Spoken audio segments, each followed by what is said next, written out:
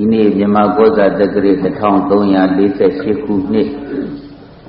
တကူလပြည့်ကျော်8ရက်ခရစ်တက္ကရာ1986ခုမေလ2ရက်တောက်ကြနေ့မှာတော်မြတ်စွာဘုရားကသနာထသုတ်တော်မှာအင်္ဂုတ္တရနိကေသနာထသုတ်တော်မှာတတ္တဝါတွေကိုဘယ်လိုသတိပေးလိုက်တော့လို့ဆိုတော့သနာထဘိက္ခဝေဝိဟရထမာအနာထဘိက္ခဝေမေဖို့နိဗ္ဗာန်လိုလားမြို့ကောင်းသားမြို့ကောင်းသမီးပေါင်းသူတော်ကောင်းတို့သနာထမိမိတို့ရဲ့အာကိုစရာအာထစရာအစစ်ဥစ္စာပစ္စည်းကိုရှားပွေသူတွေဖြစ်ကြကုန်ရဲ့ဝိဟရထနေမိကြပါစေကုန်အနာထအာကိုစရာအာထစရာအစစ်ဥစ္စာနှစ်ကိုမရှာမိကြကုန်၏ဖြစ်ပြီးမာဝိဟရထမနေမိကြပါစေကုန်နဲ့မဲ့ဖို့နိဗ္ဗာန်လိုလားရှင်းသားချစ်သမီးတို့တဲ့ကိုယ့်ရဲ့အာကိုစရာအာထစရာအစစ်ရှားဝေသူတွေဖြစ်ပြီးတော့နေမိကြပါစေတဲ့နေ့နေ့ညညနေမိကြပါစေအာကိုစရာအာထစရာအစစ်မဟုတ်တာတွေကိုရှားပွေရင်းနဲ့အချိန်ကုန်မသွားကြစေနဲ့ဟောဒါမြတ်စွာဘုရားသနာထဆိုတဲ့သုတ်တော်မှာတတိပေးတော်မူတဲ့စကားနေ့တိုင်းနေ့တိုင်းကိုယ့်ရဲ့အာကိုစရာအာထစရာဥစ္စာနှစ်ကိုရှာမိတဲ့သူတွေဖြစ်ပါစေအာကိုစရာအတုတွေကိုအာကိုစရာအစစ်ထင်ပြီးတော့အချိန်ကုန်မသွားစီနဲ့ဒီတော့အာကိုစရာအစစ်ဥစ္စာနှစ်ကိုရှာမိသူတွေဖြစ်ပါစေဆိုတော့အာကိုစရာအစစ်ဥစ္စာနှစ်ဆိုတာကဘာတော့မေးစရာရှိလားတပည့်တော်တို့နေ့စဉ်ရှာနေတဲ့ရွှေငွေတွေကြောက်တံပရမများတွေလေယာကိုင်းကျွန်းတွေတင်ယာချမ်းမြေတွေဆင်မြင့်ကျွဲနွားတွေဒါတွေလားသို့မဟုတ်နေ့စဉ်ပေါင်းသင်ဆက်ဆံနေကြတဲ့သမီးခင်မွန်ချင်းချင်းတွေသားတွေသမီးတွေမြည်တွေမြစ်တွေတူတွေတူမတွေဒါတွေအာကိုစရာအစ်စ်တွေလားလို့ဆိုတော့အထာကေဟေနိဝတ္တန္တိသုတာနေမိတ္တဗန္ဒဝါဒုက္ကတံဒုက္ကတံကာမံသာယဝအနုယာယိနိမရဏကာလေမရဏမင်းသူလက်တွင်သို့သက်ဆင်းလိုက်ပါသေးကြရသောနောက်အခါ၌အထာလေယမိုးမြေရွှေငွေပရမများစိန်ကြောက်စသောအသုံးဆောင်များတို့သည်ယေဟေဝမိမိတို့နေရာအိမ်ကြီးဟာ၌သာလျှင်နိဝတ္တန္တိကြံရစ်သူတွေစံစားဖို့အခန္ဓာစုပုံနေကြကုန်၏မိတ္တဗန္နဝါတိဂာနီတွင်မခွဲခြင်းပဲချစ်ခင်အာထာသမိသားနှင့်မြားပြရန်၍မိတ်ဆွေသင်္ဃဟဟူသည်များတို့သည်လီသူသာနေမျိုးစွန်ရွာပြတော်ချုံကြဝဲအများဆက်ဆုပ်လူသည်မြုပ်သည့်ဘုဒ္ဓပြောစံမြေသုတ်တန်၌နိဝတ္တန္တိအတန်ဆိုဖြင့်အမျိုးမျိုးအော်ဟစ်လျက်စွန့်ပြေချမ်းထား၍ပြန်သွားကြကုန်၏သုကတတယံကတံကမ္မံမိမိပေါင်းစုကိုယ်တိုင်ပြုခဲ့တဲ့နေ့တိုင်းပြုခဲ့တဲ့ကောင်းမှုပါရမီအနှစ်စီသာလျှင်သာယအယိတ်တိအနုယာယိနိဤဝသွားသူနောက်သူကောက်ကောက်မသွေးလိုက်ပါလေတဲ့ကဲ့သို့အနုယာယတိဘဝတန္တရာအစဉ်ပါအောင်မကွာစိုက်စိုက်ခြေရာနှင်း၍အရှင်းလိုက်လေတော့တည်း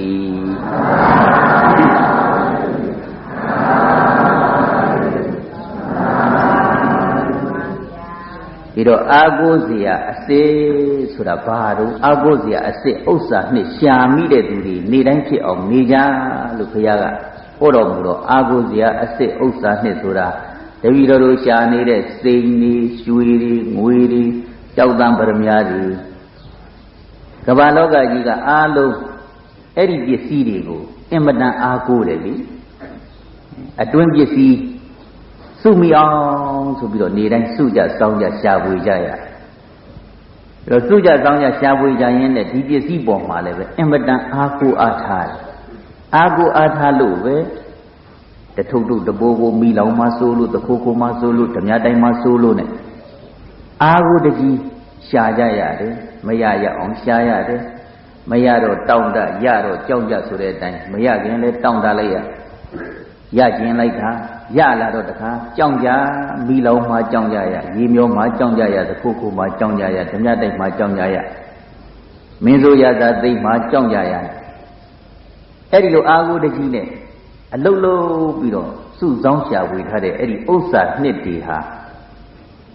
မရှာရဘူးတော့မဟုတ်ပါဘူးခင်ဗျာ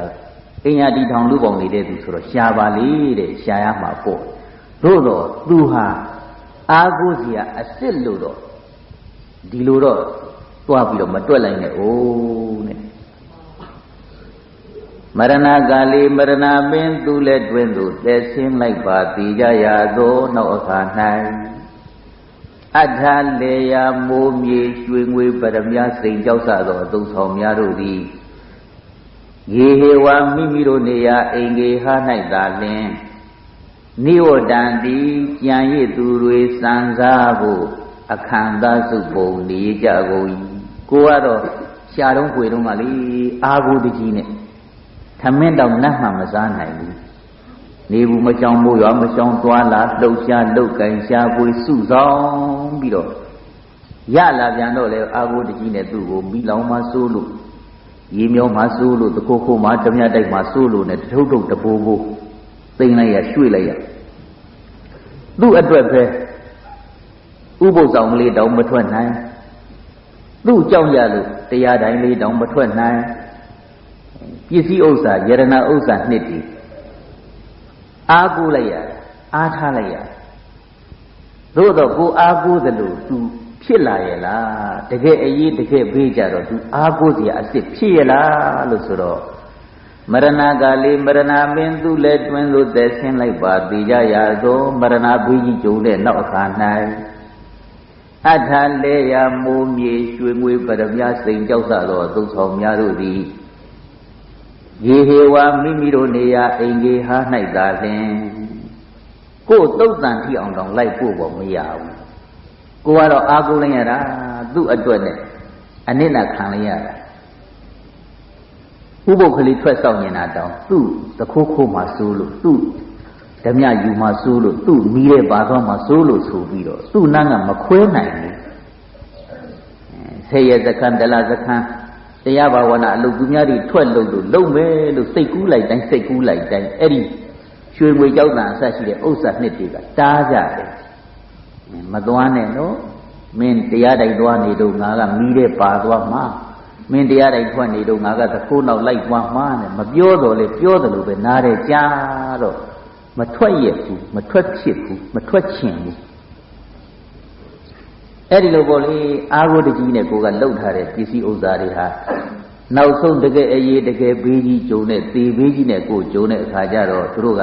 အိမ်ဘောကတောင်သုတ်တန်ရောက်အောင်လိုက်ဖို့ပေါ်မရပါဘူးတဲ့အိမ်ဘောတင်နေရတာထားတဲ့နေရာကရွေ့တောင်မရွေ့ဘူးမိကန်တက်တာတဲ့ထားမိကန်တက်တာတဲ့ကရွေ့တောင်မရွေ့ဘူးယေဟေဝမိမိတို့နေရာအိမ်ကေဟာဘော၌သာလင်ကြံရစ်တော့ထားရတော့နေရတော့ကို့အတွက်အိမ်ဘွားနေစောင့်ပြီးတော့အကျိုးများပြုမလို့နေရထားလားလို့ဆိုတော့ဘယ်ဟုတ်လိမ့်မလို့ခေဟေဝမိမိတို့နေရာအိမ်ကေဟာ၌သာလင်နိဝတံတိကြံရစ်သူတွေစံစားဖို့ကြံရစ်တဲ့သူတွေစံစားဖို့ခံစားဖို့သူကလက်ပြောင်းပြီးတော့နေရထားကို့အတွက်သူကဘာတစ်ခုမှအကျိုးမပြုတော့ဘာတစ်ခုမှအကျိုးမပြုတဲ့ပြင်မတော်တဆကိုကသူ့မြတ်ဆွဲလန်းပြီးတော့တည်သွားရင်ပိဋ္ဌာပေါင်းတောင်သူကပို့လိုက်ပြီပိဋ္ဌာတို့ပေါင်းဥစ္စာဆောင်တဲ့ရှင်းလူကြီးတွေကပိဋ္ဌာပေါင်းရောက်သွားတာအဲ့ဒီဥစ္စာတွေကပို့တယ်ဥစ္စာတွေကပို့တယ်ဆိုတာဥစ္စာကိုဆွဲပြီးတော့စိတ်ကငါပစ္စည်းတွေဘယ်နှမ်းရှိတယ်ငါပစ္စည်းတွေဘယ်နှမ်းရှိတယ်နဲ့စိတ်ကဆွဲသွားရင်အဲ့ဒီအစွဲဆိုတာလောဘဓာတ်အကုသိုလ်အကုသိုလ်ဆိုတာဘယ်တော့မှအထက်မပို့ဘူးအောက်ဆွဲချတဲ့တတ္တိရှိတယ်အကုသိုလ်တရားမှန်လို့ရှိရင်အောက်ဆွဲချအောက်တွန်းချတဲ့တတ္တိ ဒီတော့အကုသိုလ်ကဆွဲလန်းသွားတဲ့လောဘဓာတ်ကြောင့်အပေလေးပုံတွေကကြိတ်တာပုံကိုရောက်တတ်တယ်ဥစ္စာဆောင်ပြီးပိတ်တာတွေတွားပြီးတော့ဖြစ်တတ်တယ်ဒါတော့အဲ့ဒါပစ္စည်းကကိုယ့်ကိုတစ်လိုက်တာပဲကိုယ်အာကိုတကြီးလောက်ထားတဲ့ပစ္စည်းကကိုယ့်ကိုနှိပ်စက်လိုက်တာပဲဒါတနည်းတော့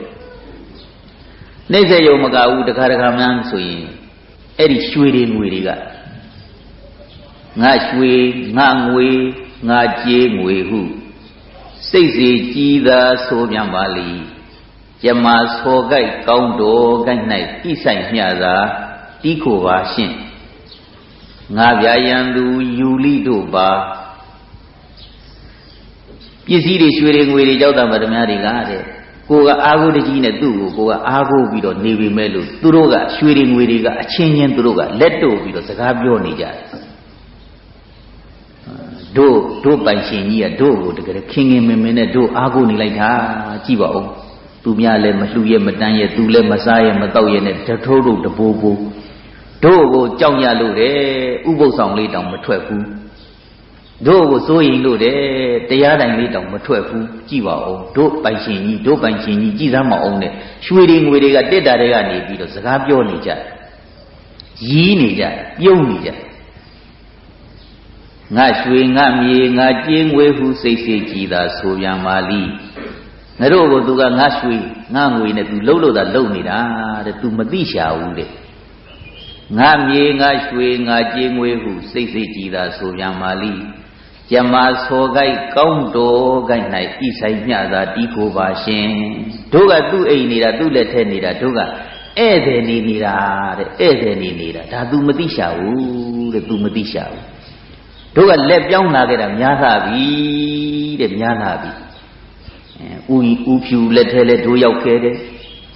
ဒေါ်ညို့လက်ထဲလဲရောက်ခဲ့တယ်ဒေါ်မလက်ထဲလဲရောက်ခဲ့တယ်ဒေါ်လှလက်ထဲလဲတို့ပြောင်းတို့လက်ပြောင်းလာတာများလာပြီပစ္စည်းဥစ္စာတွေဆိုတာလက်ပြောင်းနေတာပဲလေအခုဒီပိုင်ရှင်လက်ထဲနေလိုက်တော့ကြတော့တခါဟိုပိုင်ရှင်လက်ထဲရောက်သွားလိုက်နောက်တခါဟိုပိုင်ရှင်လက်ထဲရောက်သွားလိုက်ဒီလိုပဲအဲ့လိုလက်ပြောင်းလာတာသူတို့ကကြာလှပြီဒီတော့တယောက်လက်ထဲနေတယ်ဆိုတာကျမဆောကြိုက်ကောင်းတော်ကြိုက်၌သူ့ရဲ့ကံကြမ္မာလေးကောင်းနေတဲ့အခိုက်သူ့သခိုးခိုးမဲ့သူမရှိဓမြတိုက်မဲ့သူမရှိရေမီးအန္တရာယ်နှောက်ယှက်မဲ့သူမရှိသေးတဲ့အခိုက်သူ့လက်ထဲတို့ကနေတာတဲ့သူကံကောင်းနေတဲ့အခိုက်ကလေးသူ့လက်ထဲတို့ကနေတာဒါတို့ဘောကနေပြီးသူအမျက်မထုတ်တတ်ဘူးနော်ဖြစ်မှဖြစ်ရလေခြင်းလို့ရွှေတွေငွေတွေကကြိတ်ပြီးတော့ပြောပြီးရည်ကြတယ်ရည်ကြတယ်ငါရွှေငါမြေငါကြေးငွေဟုစိတ်စိတ်ကြည်သာဆိုပြန်ပါလိယမဆောကြိုက်ကောင်းတော်ကြိုက်၌ဤဆိုင်မျှသာတီးခိုပါရှင်တို့ကသူ့စီနေတာခဏနေတာတဲ့ဧည့်သည်နေတာအဲ့ဒါတို့ဘောကသူအမျက်ထုတ်မယူတတ်ဘူးတဲ့မယူတတ်ဘူးငါပြရန်သူယူလိတို့ပါသေမင်းခွာလိသင်ရအလျောက်တို့ရောက်သည်ပဲငါပြရန်သူကလားခေါ်ရင်တို့ကလိုက်သွားပါလေသူကသာတို့ကိုငါဟာနဲ့လှုပ်နေတာတို့ကမိရအခုလားခေါ်ကြည်သားနဲ့တို့မိကလားခေါ်ရင်တို့ကမိနောက်လိုက်သွားလိုက်မှာပဲတဲ့ရေကလာပြီးခေါ်လေရေရန်သူကြီးနောက်တို့ကလိုက်မှာတဲ့တခိုးရန်သူဓမြရန်သူကြီးတွေကလားခေါ်လေတို့ကလိုက်သွားလိုက်မှာပဲတဲ့တခိုးနောက်ဓမြနောက်ပါသွားတာကိုပဲလိုက်သွားတယ်လို့ခေါ်တယ်ဒီမတော့ဝက်ပက်လက်ဖြစ်ကြံရဲ့တခိုးကတော့လိုက်သွားကြတခိုးဓမြနောက်ရောက်တခိုးဓမြကသုံးတော့အဲ့ဒီနေကြပြန်နောက်တခိုးဓမြကထုပွဲရောင်းချတော့ဝယ်တဲ့သူတွေစီရောက်လက်ပြောင်းသွားပြန်ဒီလိုတို့ကလက်ပြောင်းလာခဲ့တာကြာလှပြီတဲ့ကြာလှပြီငါဗျာရန်သူယူလိတို့ပါသေမင်းခွာလိသင့်ရအလျောက်တို့ရောက်သည်ပင်သေမင်းကတို့ပိုင်ရှင်ကြီးနဲ့တို့နဲ့ကိုသေမင်းကခွဲလိုက်ပြီဆိုတော့လေတို့ကသင့်ရအလျောက်တို့ရောက်သည်ပင်တဲ့သင့်တော်ရလူလက်ထဲတို့ရောက်သွားကြမှာသားရီသမီးတွေကြရင်လည်းသားရီသမီးတွေလက်ထဲပေါ့လေဒီလိုမဟုတ်လို့အမွေခံတွေကလူကြရက်ကြယုံရောက်ခတ်ရောက်လဲဆိုရင်လေဟိုရောက်ဒီရောက်ပေါ့လေလူတဲ့ရက်တဲ့လူတွေတဲ့ဟိုရောက်ဒီရောက်နောက်ကြားတဲ့ဖြတ်ထိုးလူတွေကဝင်လူပါတယ်တဲ့လူတွေကလဲတဲ့သူတွေကရန်တိုက်ပေးပြီးတော့အမွေခံချင်းရန်တိုက်ပေးယုံရောက်ခတ်ရောက်အောင်လုပ်တော့ယုံသမားကသမားတွေလက်ထဲရောက်သွားတို့ကဒီလိုပဲ သေမင်းကခွဲလိုက်ပြီဆိုမှဖြင့်တို့ပိုင်ရှင်ကြီးတွေလက်ထက်ကနေတို့ကသိရလက်ပြောင်းခဲ့ကြတာကြာလာပြီတဲ့ဒါကိုမသိရှာဘူးနော်တဲ့မသိရှာဘူးလို့ရွှေတွေငွေတွေကများတောင်ရည်ရတယ်တဲ့ဒီတော့အားကိုးစရာအစ်စ်မဟုတ်ဘူးသူတို့မရဏကလေးမရဏမင်းသူလည်းတွင်သို့သက်ဆင်းလိုက်ပါသေးကြရသောနောက်အခါ၌အထလဲရာမိုးမြေရွှေငွေပရမစိန်ကြောက်စသောအသုဆောင်များတို့သည်ယေဟေဝမိမိတို့နေရအိမ်ကေဟာဘော၌သာလျှင်နိဝတန္တိကြံရည်သူတွေစံစားဖို့အခန္ဓာစုပုံနေကြကုန်၏တော့တဲ့မဲ့ပစ္စည်းတွေကအဲ့ဒီလိုနေတော့နေပေါင်းတက်ရှိပစ္စည်းတွေကကိုတက်ရှိပစ္စည်းဆိုတာသားတွေသမီးတွေမြည်တွေမြစ်တွေတူတွေတူမတွေဆွေတွေမျိုးတွေသူတို့လည်းအားကိုးလိုက်ရတာအားကိုးကြရသားလေးအားကိုးပြီးတော့အရေးတကြီးကြီးနဲ့သူ့ရဲ့အတွက်ကိုယ်ကိစ္စတွေများအလုတ်ပြက်ခံပြီးတော့သူ့အရေးအချိန်ပေးရတယ်ဒီသားအတွက်သားစားဖို့သမီးစားဖို့သားဝဖို့သမီးဝဖို့သားနေဖို့သမီးနေဖို့သားပညာရေးသမီးပညာရေးသားကျမ်းမာရေးသမီးကျမ်းမာရေးအတွက်ကိုဒါနသီလဘာဝနာကုသိုလ်ကောင်းမှုတွေများကိုယ်ကိစ္စတွေများအချိန်လျှော့ပြီးတော့သူ့အတွက်လှုပ်ကြွေးလိုက်ရတာဘဝလည်းနှလုံးမခုံးလည်းနဲ့တက်ကစပြီးတော့လူလားလားထောက်ကူကူဖြစ်သည့်အထိသူ့ကိုယ်သူထိတ်နိုင်ကြောင်းနိုင်သည့်အထိနှစ်ပေါင်း20-30အချိန်ကုန်ခံပြီးအာရုံတကြီးနဲ့စောင့်ရှောက်ခဲ့ရတဲ့သားတွေသမီးတွေကကိုဘယ်နဲ့တုံးလို့ဆိုတော့မိဒ္ဒဗန္ဒဝါတေဂာနီးတွင်မခွဲခြင်းပဲချစ်ခင်အာထာသမီးသားနှင့်မြာပြရန်၍မိတ်ဆွေသင်္ဃဟူသည်မြတ်တို့ကလည်းသူသာနေမျိုးစွန်ရွာပြတော်ချုံကြဝဲအများဆက်ဆုပ်လူသည်မြုပ်သည့်ဗုဒ္ဓပြောစံမြေသုတ်တန်၌အဲ့ဒီသားတွေသမီးတွေသေကနီးထိမြင်ခြင်းလို့ကြည်ခြင်းလို့မခွဲခြင်းမခွာခြင်းဖြစ်ပြီးတော့တကြီးကြီးနေခြင်းပြီးတော့မခွဲခြင်းမခွာခြင်းပဲနဲ့မတတ်တယ်လို့ခွဲခဲ့ရတဲ့သားတွေသမီးတွေမိတွေမြစ်တွေဆိုတဲ့ဆွေမျိုးမိတ်ဆွေတွေကတက်ရှိတွေကကိုလို့ဆိုတော့သူသာနေမျိုးစွန်ရွာပြတော်ချုံကြဝဲအများဆက်ဆုပ်လူသည်မြုပ်သည့်ဗုဒ္ဓပြောစံမြေသုတ်တန်၌သူတို့လိုက်ပို့နိုင်တာသုတ်တန်ရဲ့ဟိုဘက်တဆန်းကြီးမှမလိုက်နိုင်ဘူးသုတ်တန်ထိအောင်တော့ပို့ပါတယ်သားတွေသမီးတွေမြည်တွေမြစ်တွေကပို့ပါတယ်မိတ်ဆွေသင်္ဃတွေကပို့ပါတယ်ဒါတောင်တချို့ကမတတ်တာဖို့ပို့ရတာပါမတော်ဖို့ပို့ရတာပါမကောင်းဖို့ပို့ရတာပါမပို့မကောင်းလို့လိုက်ပို့တာမြန်ပဲပြန်ရင်ဒီတော့အဲ့ဒီမိတ်ဆွေသင်္ဃတွေကိုကအာဟုတကြီးနဲ့ထားခဲ့တဲ့ခါတွေကကိုဘယ်နဲ့တော့ဆိုတော့သုတ်တန်ပဲတဲ့သူသာနေမျိုးစွန်ရွာပြတော်ချုံကြဝဲအများဆက်ဆုပ်လူသည်ပြုတ်သည့်ဘုဒ္ဓပြောစာမြေသုတ်တန်၌နိဝတန္တိအတန်ဆိုဖြင့်အမျိုးမျိုးအော်ဟစ်လျက်စွန့်ပြေချမ်းထား၍ပြန်သွားကြကုန်၏ကိုယ်တယောက်တည်းချမ်းထားခဲ့ပြီးတော့အကုန်ပြန်သွားကုန်ဘယ်သူမှချစ်လာပါတယ်ဆိုပြီးတော့သုတ်တန်ဟိုဘက်လိုက်ပြီးတော့ပန်းလာတာကတ်လာတာမရှိဘူးပြန်သွားတာရိုးရိုးပြန်မသွားဘူးအတန်ဆိုးကြီးတွေနဲ့အော်ဟစ်သွားသေးတယ်တဲ့ငိုးယူပြန်သွားတာအတန်ဆိုးဒီဘဝတစ်ပါးပြောင်းသွားကွယ်လွန်တဲ့သူအတွက်ဒီကကြံတဲ့သူတွေကငိုတဲ့အတန်ဟာဂတိတိမ့်သွားနိုင်တဲ့အတန်ကိုကောင်းရလေးရေသက်ပါချပြီးကိုအတွက်လှူဒန်းနေတာလေးကိုကကြည်နူးပြီးသာဓုခေါ်မဲ့ကြံတယ်ဒီကအော်ဟစ်ပြီးငိုလိုက်ရင်အဲ့ဒါမနေနိုင်ဘူးသူဒီအတန်ကိုနားမခံနိုင်ဘူးပြီးတော့ကြားပြန်ရင်လည်းစိတ်တွေနှလုံးထိကြိုက်ပြီးတော့ဂတိတိမ့်သွားနိုင်တယ်ကောင်းရာရောက်မဲ့ကုသိုလ်စိတ်ကလေးကိုအကုသိုလ်ဒီငိုတဲ့အတန်ကြားလိုက်တော့ကိုယ်ပါရောပြီးတော့ဝန်းနေပက်လက်ဖြစ်သွားတယ်ဒေါသပဲအဲ့ဒါဒေါသဆိုတော့အကုသိုလ်တက်ပြောင်းသွားတော့အဲ့ဒီဓာတ်ကမကောင်းရာပို့ပြီးတော့တာပဲပြိတ္တာဖြစ်အောင်ရင်လည်းပို့လိုက်ငရဲကြအောင်ရင်လည်းလှုပ်လိုက်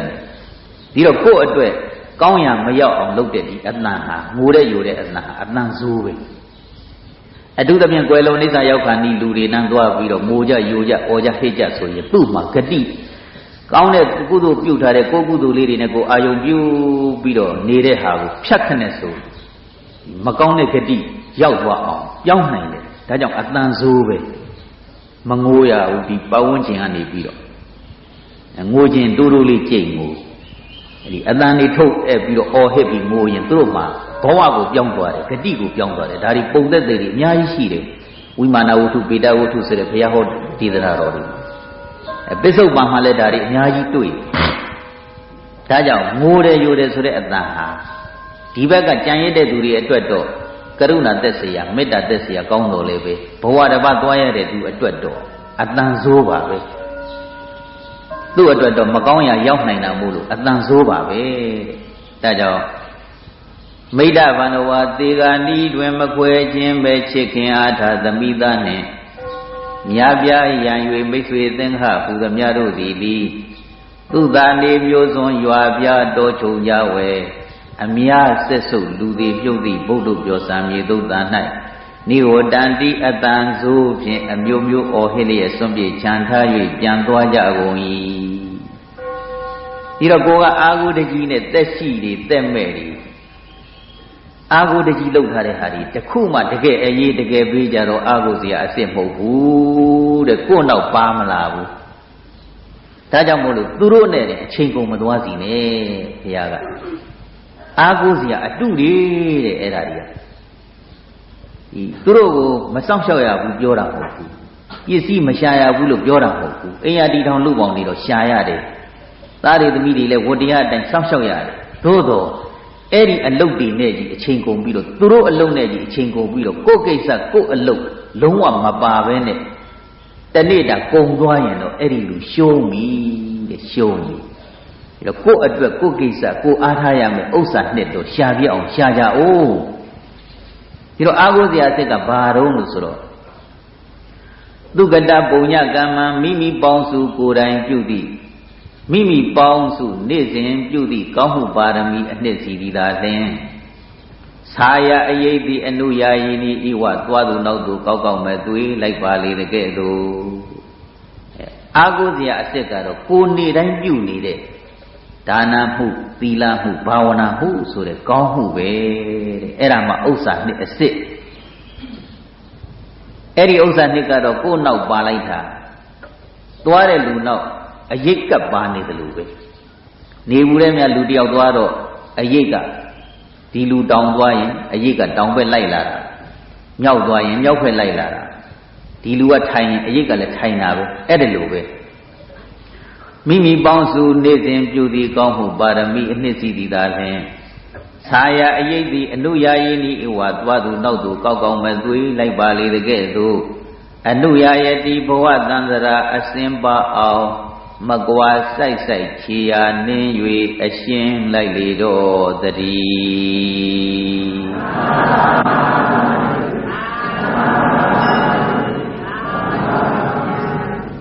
းအဲ့ဒါပဲတို့လေဒီဆရာတော်ကြီးကမနေရလို့သိကြသောခါကိုနောက်ကိုကပါများပါမှာပစ္စည်းစုစုတခုမပါကိုပြုထားကံများသူတို့ပါကိုပြုထားတဲ့ကောင်းမှုကံတွေပဲပါလိမ့်မယ်မြတ်စွာဘုရားကဒီသနာထသုတ်မှလည်းဒီလိုဟောတယ်တို့အင်္ဂုတ္တရနိကေကြတော့လေကာမသကောမိကာမဒါယတော်ကာမယောနိကာမဗန္ဓုကာမပတိတရဏောကိုပြုထားတဲ့ကံဒီသာလျှင်ကိုယ့်ရဲ့မိတ်ဆွေစစ်ကြီးပဲကိုပြုထားတဲ့ကောင်းမှုကံဒီသာလျှင်ကိုယ့်ရဲ့မိတ်ကောင်းဆွေကောင်းကြီးပဲအာဟုဇရာအားထားစရာအစစ်ကြီးပဲလို့ဒီလိုဟောတာဒါကြောင့်သူဘဝတစ်ပါးပြောင်းသွားကွယ်လွန်ခဲ့တဲ့ကိုဖီကိုရည်စူးပြီးတော့ဒီနေ့တန်ခါ600ကျော်မနေ့600ကျော်နေ့600ကျော်ဆိုတော့တန်ခါ1000ကျော်ဖရာတော်တန်ခါကျော်1000ကျော်ရဲ့သပိတ်ထဲမှာနန်းနယ်ပိုင်းပေထတ်တရားအစရှိတဲ့ဆွမ်းဘောစဉ်တွေလောင်းလူဆက်ကကြတဲ့ဒါနကောင်းမှုအကြီးအကျယ်ပြုကြနေ့လဲလဲပဲတန်ခါတော်600ကျော်ကိုဆွမ်းဘောစဉ်တွေလောင်းလူရေခဲမုန့်တွေလောင်းလူပြုကြအဲ့ဒီကောင်းမှုတွေဟာဒါအထုအထည်အထုအထည်နဲ့အင်မတန်ကြီးကျယ်တဲ့အထုပ်ကြီးထုတ်ပိုးပြီးတော့ဒါသားစီပို့တာပဲအာကိုးစရာအားစားစရာအစ်စ်ကသူပဲကိုယ့်အတွက်လည်းအာကိုးစရာအားထားစရာအစ်စ်ရှာရင်တရားအစရှိတဲ့ဆွမ်းဘောစဉ်တွေလောင်းလူဆက်ကကြတဲ့ဒါနကောင်းမှုအကြီးအကျယ်ပြုကြနေ့လဲလဲပဲတန်ခါတော်600ကျော်ကိုဆွမ်းဘောစဉ်တွေလောင်းလူရေခဲမုန့်တွေလောင်းလူပြုကြအဲ့ဒီကောင်းမှုတွေဟာဒါအထုအထည်အထုပ်အထည်နဲ့အင်မတန်ကြီးကျယ်တဲ့အထုပ်ကြီးထုတ်ပိုးပြီးတော့ဒါသားစီပို့တာပဲ အာကိုးစရာအားစားစရာအစ်စ်ကသူပဲကိုယ့်အတွက်လည်းအာကိုးစရာအားထားစရာအစ်စ်ရှာရင်းနဲ့သားအတွက်လည်းပို့တာလို့ခေါ်တယ်ပို့တော့ရောက်သလားရသလားလို့မေးစရာရှိတယ်ဒီကံရင်းစက်နေရင်ရတယ်ရောက်တယ်ကံရင်းစက်နေတယ်ဆိုတာသားသမီးနဲ့မိဘညီကိုမောင်နှမဆွေသားမျိုးသားဆိုတာကံစက်နေတယ်ကံရင်းဆက်နေတယ်ကံရင်းဆက်နေတယ်ဆိုတာကံဆိုတာအလုတ်ကိုခေါ်တာပဲကမ္မဆိုတဲ့ပါဠိကလာတာအဲ့ဒီအလုတ်က၃မျိုးရှိတာပဲကာယကံကိုယ်နဲ့လှုပ်တာဝစီကံနှုတ်နဲ့လှုပ်တာမနောကံစိတ်နဲ့လှုပ်တာတော့အဲ့ဒီအလုတ်၃လုတ်ဆိုတာသားသမီးနဲ့မိဘဆက်နွယ်နေတာပဲအမေဖေလှုပ်တဲ့အလုတ်မျိုးသားသမီးကလှုပ်တယ်သားသမီးအတွက်အမေဖေကလှုပ်ပေးတယ်အမေဖေအတွက်သားသမီးကလှုပ်ပေးတယ်ဒါဆက်နေတယ်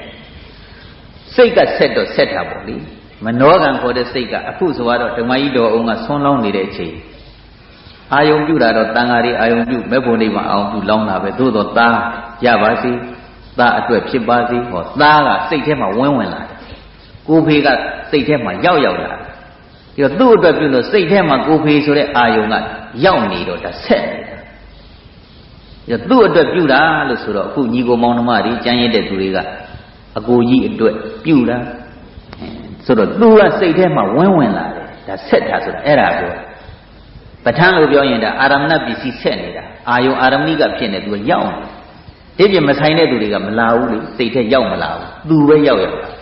အဲ့ဒါကိုကံဆက်တယ်လို့ခေါ်တယ်ဒါကြောင့်ဒီကကံဆက်လို့ကံရင်းစက်နေတဲ့သူကပြုတ်ပြီးရတယ်ရောက်တယ်အကောင်းတာဖြစ်ဖြစ်မကောင်းတာဖြစ်ဖြစ်သားသမီးနဲ့မိဘဆွေမျိုးသားချင်းတွေဆိုတာကံဆက်နေတာသားသမီးကကံမကောင်းရင်မိဘထိကြိုက်တယ်မိဘကကံနေရင်လည်းသားတွေသမီးတွေထိကြိုက်ကုန်တတ်တယ်မိဘကကံတက်ရင်သားတွေသမီးတွေလည်းအစဉ်ပြေလို့ကုန်သားတွေသမီးတွေကကံကောင်းရင်လည်းမိဘလည်းချောမောလို့ဒါသဘာဝဒါကြောင့်အခုသူ့အတွက်ပြုတ်ပြီးတော့ရောက်သလားရသလားရတယ်ရောက်တယ်ကံရင်းဆက်နေလို့ဒီတော့ဒီကပြုတ်လိုက်တဲ့ကုသိုလ်ကောင်းမှုဟာသူ့အတွက်ပို့ပေးတယ်သူရပါစေဒီကုသိုလ်ကောင်းမှုကိုသူရပြီးတော့မဲ့ဖို့နိဗ္ဗာန်ရာကြောင်းကောင်းမှုအားတွေတိုးပါစေလို့ကုသိုလ်ကောင်းမှုကံသည်သာဖြင့်ကိုယ်ပိုင်ဥစ္စာဒီတော့နေ့စဉ်ကိုယ်ပိုင်ဥစ္စာအစစ်ရှာသူတွေဖြစ်ပြီးတော့နေကြလို့ဘုရားဟောတဲ့တရားကနေ့တိုင်းကိုယ့်အတွက်တနေ့ကုန်သွားရင်ငါသူများအတွက်နဲ့အချိန်ကုန်သလားကိုယ့်အတွက်ရောပါရဲ့လားလို့စဉ်းစားရတယ်တာကိစ္စသမီးကိစ္စဆွေကိစ္စမျိုးကိစ္စရကိစ္စရွာကိစ္စနဲ့အချိန်ကုန်မင်းရေးဆိုတာကိစ္စနဲ့အချိန်ကုန်စီးပွားရေးတွေနဲ့အချိန်ကုန်ပြီးဒါတွေနဲ့လုံလထွေးလာနဲ့အချိန်ကုန်တော့ဖရာတောင်ဆွမ်းတော်ပန်းတော်ရည်ချမ်းတော်လေးမကတ်ဖြစ်ဘူးဖရာတောင်အိယာဝင်လို့တောင်ရှစ်မခိုးပြစ်ဘူးအိယာထလို့တောင်မပန်းတော်ဆွမ်းတော်ရည်ချမ်းတော်မကတ်ဖြစ်ဘူးနေ့လေလေကုသိုလ်ကောင်းမှုတစ်ခုမှမရှိဘူးဆိုရင်အဲ့ဒီနေ့သူအားကိုးစရာအားထားစရာအစစ်ဥစ္စာနဲ့လက်လွတ်တဲ့နေ့ပဲသူများအတွက်နဲ့အချိန်ကုန်ပြီးတော့ကိုယ့်ကိစ္စလွတ်တဲ့နေ့ပဲသူများကိစ္စနဲ့ဒီတတ္တဝါတွေအချိန်ကုန်တာများတယ်သူများအတွက်အချိန်ပေးများတယ်ကိုယ့်အတွက်အချိန်ပေးနည်းတယ်ဒါတော့အဲ့ဒီသူများကိစ္စဒီလုံးပန်းရင်းနဲ့ကိုယ့်ကိစ္စလည်းပါသွားအောင်နေ့စဉ်မနေ့အိယာကနိုးလာရင်ဖျားပန်းတော်ဆွမ်းတော်ရည်ချမ်းတော်ကတ်လို့မေတ္တာပို့လို့ဆိုရင်ဒါသူ့အတွက်သူ့ကိစ္စသူ့ဥစ္စာနဲ့အာကိုးစရာဥစ္စာနဲ့ရှာပြီးစုဆောင်းတဲ့အချိန်ပဲနေ့လေကောင်းမှုပြုရင်နေ့လေညနေကောင်းမှုပြုရင်ညနေညကောင်းမှုပြုရင်ညအဲ့ဒီလိုလက်လွတ်မခံမင်းနဲ့နေ့စဉ်ကောင်းမှုပါသွားအောင်ပြုကြ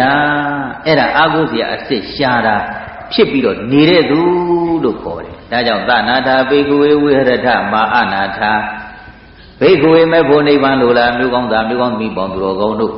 သနာထာမိမိရဲ့အာကိုးစရာအစစ်ဥစ္စာနှစ်ကိုရှာဝေသူတွေဖြစ်ကြကုန်လေရဲ့ဝိဟရထနေမိကြပါစေကုန်အနာထာအာကိုးစရာအစစ်ဥစ္စာနှစ်ကိုမရှာမိကြကုန်သည်ဖြစ်၍မာဝိဟရထမနေမိကြစေကုန်နဲ့လို့ဘုရားရှင်ကိုယ်တော်မြတ်ကြီးဆုံးမတော်မူတဲ့သနာထာသုတ်တော်ဒေသနာသွားကိုတတိထားကြကုန်လေရဲ့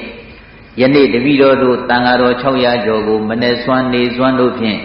ဘုရားသားတော်တန်ဃာတော်1000ကျော်တို့ရဲ့တပိတ်ထဲမှာလောင်းလူဆက်ကရတဲ့ကုသိုလ်ကောင်းမှုစေတနာစုသည်ဘဝတစ်ပါးပြောင်းသွားကွယ်လွန်တဲ့သားဖြစ်သူအတွက်ရိတ်ခါကောင်းကြီးဖြစ်ပါစေသာအာကိုရာအားထားစရာအစစ်ကောင်းမှုကြီးဖြစ်ပါစေသာတန်ဃိကဒါနအနေနဲ့သင်္ကန်း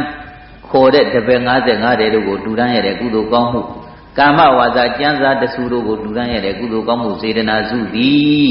ဘ ဝတဘာပြောင်းသွားကွယ်လွန်တဲ့သဖြစ်သူကိုဖေးအတွက်ဖြစ်ပါစေသာသဖြစ်သူကိုဖေးသည်ရောက်ရဘဝမှာတပည့်တော်တို့ဒီနေ့ပြုသောကုသိုလ်ကောင်းမှုကိုသူကိုယ်တိုင်ပြုရတဲ့ကဲ့သို့ဝမ်းမြောက်မှုမောသာဓုခေါ်နိုင်၍ပါရမီကုသိုလ်အားတွေတိုးပါစေတည်းမဲ့ဖို့နိဗ္ဗာန်ရာကြောင်းကောင်းမှုတွေတိုးပါစေတည်း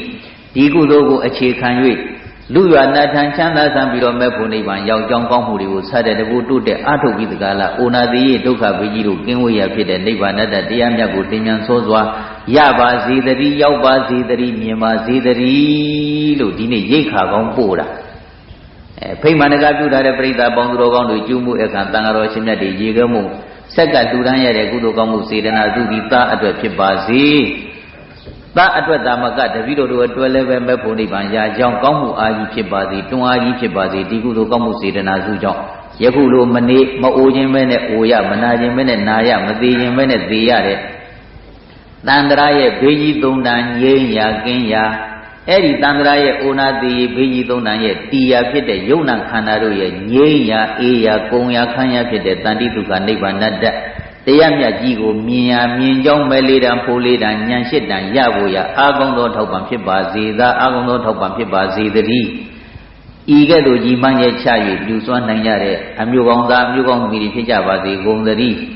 နေ့စဉ်မိမိတို့ရဲ့အာကိုစရာအစစ်ဥစ္စာနှစ်တွေကိုရှာမိတဲ့သူတွေဖြစ်၍နေထိုင်နိုင်ကြတဲ့အမျိုးကောင်းသားအမျိုးကောင်းသမီးတွေဖြစ်ကြပါစေကုန်သတည်း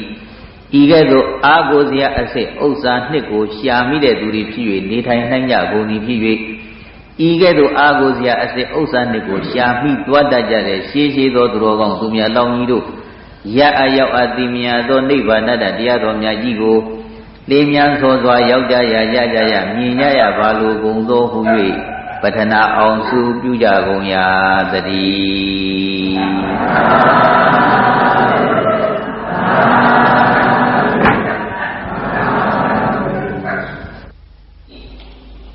မန္တလေးမြို့အောင်မြေသာဇံမြို့နယ်အတွင်းရှိတစ်ခွဲဆက်ပိုင်ရှင်မိသားစုများကလယ်သမားယာသမားတွေနဲ့တူတယ်ခန္ဓာယုံကျောင်းတဲ့တန်ဃာတော်1000ကျော်ကလေယာဧက1000ကျော်နဲ့တူတယ်မနေ့ကကတ်တဲ့အာယုံစွမ်းနေခဲပွဲတွေလက်ဖက်ရည်မြည်တွေဘောဇင်တွေနဲ့တကွသင်္ကန်းအစုံ1100ကျော်ကမျိုးစီတွေနဲ့တူတယ်လို့ဘုရားကိုယ်တော်မြတ်ကြီးကခေတ္တုပမတ်တုံမှာဟောသွားတယ်ခေတ္တုပမအရဟံတောဒါယကကတကူပမဘိစုပမံတေယဓမ္မံဧတောနိဗ္ဗတတိဖလံအရဟံတောဖယပစ္စေကအရိယာအပေါင်းသမုဒ္ဒိတန်ဃာတော်အရှင်ကောင်းအရှင်မြတ်တို့သည်ခေတ္တုပမကျဲချသမှုမျိုးစေစု၏ကြည်ထူမြင်မှဆွန့်ဆွင်ကလျက်ဖွင့်ထွားဝေရလေယာမြေကောင်းအတူဖြစ်တော်မူကြပါ၏ကုန်၏ဒါယကစွန့်ကြဲပေးကံလူရန်ဝေခံမြတ်တပူဇော်မှုကိုပြုကြတဲ့တရားဓမ္မပေါင်းသူတော်တောင်းတို့သည်ကကတ္တကူပမာလေဓမ္မယာဓမ္မလေယာဓမ္မနှင့်မချပုံဟံတရံတူကြလေကုန်၏တေယဓမ္မလှူဝဲဝတ္ထုပစ္စည်းစုသည်ကဝါလှူဝဲဝတ္ထုပစ္စည်းစုကိုပေးလှူကြောင့်ဖြစ်တဲ့စေရနာသရဝိရိယပညာအစရှိတဲ့ဓာတ်အပေါင်းသည်ကဘိစုပမာမျိုးစေနှင့်တရံပုံဟံတူလာလေ၏ဧတောအဲ့ဒီသုံးချက်စုပေါင်းမိတဲ့အခါမှာဖလံလူရွာနထံချမ်းသာဆန်း၍နိဗ္ဗာန်တိုင်ဤအကောင်းဆုံးဖြစ်တဲ့အသည့်အပွင့်အပေါင်းသည်နိဗ္ဗာန်တတိမုတ်ချမသွေဖြစ်ထွန်းပေါ်ပေါက်၍လာရပါပေတည်းဒ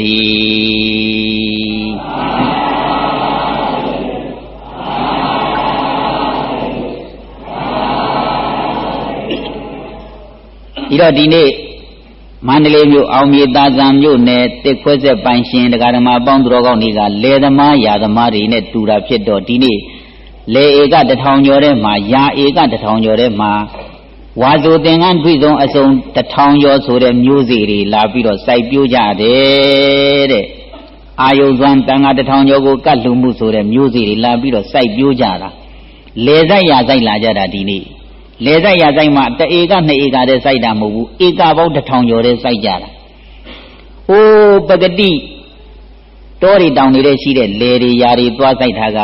တစ်မျိုးစိုက်ရင်တစ်မျိုးပဲသီးတယ်။စဘာစိုက်ရင်စဘာတစ်မျိုးပဲသီးတယ်။ပဲစိုက်ရင်ပဲတစ်မျိုးပဲသီးတယ်။နှမ်းစိုက်ရင်နှမ်းတစ်မျိုးပဲသီးတယ်။အခုဒီမှာလာစိုက်တဲ့လောကုတ္တရလေယာမြေခွက်ကြီးကတစ်မျိုးစိုက်တာအမျိုးစုံသီးမယ်အမျိုးစုံပွင့်မယ် လူဘဝစည်းစိမ်ရိပ်ချမ်းသာဆိုတဲ့အသီးအပွင့်တွေကိုလည်းသီးစေနိုင်တယ်ပွင့်စေနိုင်တယ်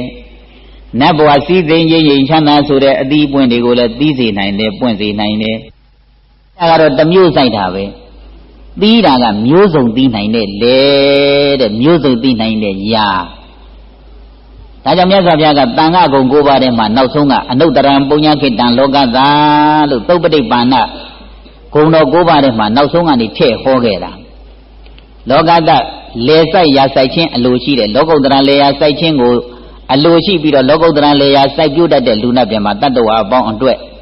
အနုတ္တရံအတုမရှိများကောင်းတည်သောပုညခိတံကုသိုလ်ကောင်းမှုမျိုးစေ့စု၏ကြည်ထူမြင်မှစွန့်စွန့်ကောလျက်ဖွင့်ထွားဝေရာအမျိုးဆုံးအတိပွင့်ကိုပေးတဲ့လေယာကောင်းကြီးနဲ့လည်းတူလှပါပေ၏တန်ဃာတော်ဒီဆိုတာဘုရားတရားတန်ဃာဆိုတာလေယာမြေကောင်းတဲ့တစ်မျိုးဆိုင်ရင်မျိုးစုံသိနိုင်တဲ့လေယာမြေကောင်းလို့ဘုရားကတင်စားပြီးတော့ဟောခဲ့တယ်ပြီးတော့အဲ့ဒီလေယာမြေကောင်းကြီးတွေမှာဒီနေ့လာပြီးတော့စိုက်ကြတာပဲအသီးဆုံးသိမယ်ပေါ့အပွင့်ဆုံးပွင့်မယ်ပေါ့လူဘဝစည်းစိမ်ချင်းချမ်းသာနတ်ဘဝစည်းစိမ်ချင်းချမ်းသာဗြဟ္မဘဝစည်းစိမ်ချင်းချမ်းသာမလေးတံဖိုးလေးတံနိဗ္ဗာန်ဆိုတဲ့အသီးပွင့်လေးသိမယ်ပွင့်မယ်တန်ဃာတော်တွေကလေယာမြေကောင်းမှာခုနကထပ်လောင်းပြီးတော့မေတ္တာဘာဝနာပွားဗုဒ္ဓနုတ္တိဓမ္မနုတ္တိသံဃာနုတ္တိတွေအနိကပွားပြီးတော့မြေဩဇာကောင်းတဲ့ကောင်းအောင်မြေဩဇာဖြူးတာတရားဓမ္မတွေရဲ့စိုက်ပျိုးမှုကအခုမှစိုက်တာမဟုတ်ဘူးဒီမှာလှူမယ်လို့ကြံရွယ်တဲ့ချိန်ကစပြီးတော့တို့စုပေါင်းပြီးတော့ခန္ဓာကိုယ်ကြောင်းနဲ့ဝါစုသင်္ကန်းကတ်ကြရရင်မကောင်းဘူးလားကောင်းတာပဲကတ်ကြမယ်လေကတ်ရအောင်လေးဆိုပြီးတော့ကြံစီစိတ်ကူးပြီးတော့လာလျှောက်ကလေးကစိုက်ကုန်ပြီအဲ့ဒီတဲကမျိုးစေ့တွေကကြကုန်ပြီပုပ္ပစေတနာပိုင်းခေါ်တယ်ရှေးပိုင်းစေတနာတွေအနေနဲ့ကြကုန်ပြီမျိုးစေ့တွေဒီအလှပွဲကြီးဒီနေ့မရောက်ခင်ကြိုတင်ပြီးတော့သင်္ကန်းနေစီစဉ်ညဆွမ်းကပ်ဖို့စီစဉ်ညသွားကြလာကြဝဲကြချမ်းကြလှုပ်ကြကိုင်းကြပြုကြပြင်းကြပြောကြဆိုကြတိုင်ပင်ကြဆွေးနွေးကြကြကုန်ပြီမျိုးစေ့တွေကအဲ့ဒီတဲကစိုက်ကုန်ပြီတန်ခါတစ်ထောင်ကျော်စိတ်ကအာယုံရောက်နေတာကိုတန်ခါတစ်ထောင်ကျော်မှတ်ပြီးတော့ပြုတ်နေတာစေရနာတွေယုံကြည်မှုတရားတွေအာထုံမှုဝိရိယတွေခွဲခြမ်းစိတ်ဖြာသိမှုပညာတွေမျိုးစေ့တွေပဲသူတို့ကဒီအလုပ်ဟာလှုပ်ထိုက်တဲ့အလုပ်ဒီအလုပ်မျိုးကလှုပ်ထိုက်တဲ့အလုပ်ဘုရားအလောင်းသူတော်ကောင်းကြီးတွေလှုပ်သွားတဲ့အလုပ်ပိစိကဗုဒ္ဓအလောင်းသူတော်ကောင်းကြီးတွေလှုပ်သွားတဲ့အလုပ်မဲ့ဖို့နေဗံရခြင်းရင်လှုပ်ထိုက်တဲ့အလုပ်ဆွဲလို့သိတာပညာပဲအဲ့ဒါမျိုးစေ့တွေပဲလူမဲ့လို့ကြံရွယ်စိတ်ကူးတာကစေရနာတွေဒီလိုလှူခြင်းဖြင့်တို့မှလူရွာနဲ့ထံချမ်းသာစံမဲ့ဖို့နိဗ္ဗာန်ထိအောင်ရောက်နိုင်တယ်လို့ယုံတယ်အဲ့ဒါတရားမျိုးစေ့တွေယုံနဲ့ထိုင်းနေလို့မပြီးသေးဘူးယုံနဲ့ထိုင်းပြီးတော့ဘာမှထမလုပ်ချင်လို့ရှိရင်တော့ဝိရိယမျိုးစေ့ကမကြလို့မပြီးသေးဘူးဝိရိယနဲ့တက်ကြွသွားတဲ့လူကသွားတဲတဲ့သူကတဲပို့တဲ့သူကပို့မတဲ့သူကမလောင်းတဲ့သူကလောင်းကူတဲ့သူကကူညီတဲ့သူကညီနဲ့သွားကြလာကြလက်ညီတက်ညီလှုပ်ကိုင်ကြိုးစားအချိန်မီကြိုးစားဝိရိယမျိုးစေ့တွေခေါ်တယ်အဲ့ဒီမျိုးစေ့တွေကအပင်ထပေါက်တာပဲအပွင့်နေပွင့်မှာပဲအသီးတွေသီးမှာပဲတဲ့ဒါကြောင့်ဆိုလိုက်စမ်းမအားလုံးအလှကံမှာလေပမာလူရှာသူများလေသမာအများလူပွဲမျိုးစေ့နဲ့နောင်ဝဲအသီးစာအလူကံမှာလေပမာလူရှာသူများလေသမာအများလူဝဲမျိုးစေ့နဲ့နောင်ဝဲအသီးစာဒီတော့ယနေ့အောင်မြေသာဇံမြို့နယ်တစ်ခွဲဆက်ပိုင်းရှင်တရားဓမ္မပေါင်းသူတော်ကောင်းတွေကတို့စိုက်တောင်းစိုက်ခဲစိုက်နိုင်ခဲ့တဲ့ဗုဒ္ဓမြတ်စွာသာသနာတော်ဒီဘင်းကလေယာမြေဧကပေါင်း1000ကျော်တဲ့မှာအလူကံပုဂ္ဂိုလ်1000ကျော်ဆိုတဲ့လေယာမြေဧက1000ကျော်တဲ့မှာတို့ဒီနေ့ဝါဆိုသင်္ကန်းတွေ့ဆုံးအစုံ1000ကျော်ဆိုတဲ့မျိုးစေ့ကောင်းတွေကိုဒီနေ့စိုက်ပျိုးကျဲချတဲ့နေ့ဆွမ်းဘောဇင်တွေဆက်ကပ်ပြီးတော့မျိုးစေ့တွေစိုက်တဲ့နေ့ဖို့သူတော်ကလေးတွေကိုပါမကြံရအောင်တပါးလင်ငွေကျပ်90တော့ငုထုငွေတို့ဖြင့်ငွေကျပ်9000ကျော်6000တို့ကိုတူတန်းပူဇော်ပြီးတော့မျိုးစေ့ကျဲတဲ့နေ့ထိတ်မှန်တကပြူထားတဲ့ပြိဿပေါင်းသူတော်ကောင်းတွေကိုလည်းတရားဖြူဖွေးကျွေးမွေးအခမ်းပြီးတော့မျိုးစေ့ကျဲတဲ့နေ့မျိုးစေ့ကောင်းတွေကိုအားကောင်းနဲ့ကြီးကျယ်လေယာကောက်ခင်းလုပ်ကြတဲ့နေ့ဒီတော့လေယာကောက်ခင်းကထွက်လာတဲ့အသီးအနှံကိုယူတဲ့နေရာမှာတော့ပန်းရတယ် ရတဲ့ရတိုက်တဲ့အထွတ်အမြတ်အသီးနှံထိအောင်ရအောင်ယူတတ်ရလိမ့်မယ်ရမှာကလူဘဝစည်းစိမ်ချင်းချင်းချမ်းသာတွေလည်းရမယ်နတ်ဘဝစည်းစိမ်ချင်းချင်းချမ်းသာတွေလည်းသိမယ်ပွင့်မယ်ဗြဟ္မာဘဝစည်းစိမ်ချင်းချင်းချမ်းသာတွေလည်းသိမယ်ပွင့်မယ်မလေတံဖိုလေတံနိဗ္ဗာန်ဆိုတဲ့အသီးပွင့်တွေလည်းတွက်နိုင်တယ်လို့ဘုရားကအာမခံထားပြီဒီတော့ကိုကအကောင်းဆုံးအသီးနှံရွေးယူတတ်ရတယ်အကောင်းဆုံးအသီးနှံဆိုတာပိုးတိုးလောက်ကိုက်ခြားစားမဖြစ်တဲ့အသီးနှံပေါ့အသီးနှံကောင်းတော့ကောင်းတယ်အောင်တော့အောင်တယ်ပိုးထိုးတတ်တယ်လောက်ကိုက်တတ်တယ်ခြားစားတတ်တဲ့အသီးနှံဆိုရင်မုတ်ချကောင်းမဟုတ်သေးဘူးဒီတော့လူဘဝစည်းစိမ်ချင်းချင်းချမ်းသာနတ်ဘဝစည်းစိမ်ချင်းချင်းချမ်းသာဗြဟ္မာဘဝစည်းစိမ်ချင်းချင်းချမ်းသာဆိုတဲ့အသီးပွင့်တွေကပိုးတိုးလောက်ကိုက်ခြားစားမကင်းတဲ့အသီးပွင့်တွေနဲ့တူတယ်ဘာပိုးတော့ဇရာပိုးလူဘဝလူခန္ဓာဇရာပိုးထိုးပြီဆိုမှဖြင့်ပရေတွေတွန့်ပြီးခါကြီးကုန်းနားတွေထိုင်မျက်စိတွေမှိုင်းကုန်တာဗျာဒီပိုးကြီးထိုးလိုက်တော့အိယာပေါ်ပက်လက်ဖြစ်သွားရောဗျာဒီခေါ်တဲ့96ပြ98ပြဘီယောကလောက်ကြိုက်ပြီဆိုတော့အိယာပေါ်ပက်လက်ဖြစ်သွားအိယာကြောကဖြစ်သွားအခုလိုဝါဆိုသင်္ကန်းကကလေးတောင်မလိုက်နိုင်တော့ဘူးတရားနာလေးတောင်မလိုက်နိုင်တော့ဘူး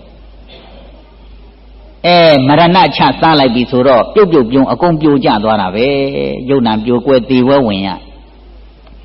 ဒီတော့ဇရာပိုးထိုးခြင်းဗျာဒီလောက်ကြိုက်ခြင်းမရဏချစားခြင်းကင်းတဲ့အသီးအပွင့်ဆိုတာနိဗ္ဗာန်အသီးပွင့်ပဲမဲလေးတံဖိုလေးတံနဲ့မြင်တဲ့နိဗ္ဗာန်အသီးပွင့်ဒီတော့မိမိတို့က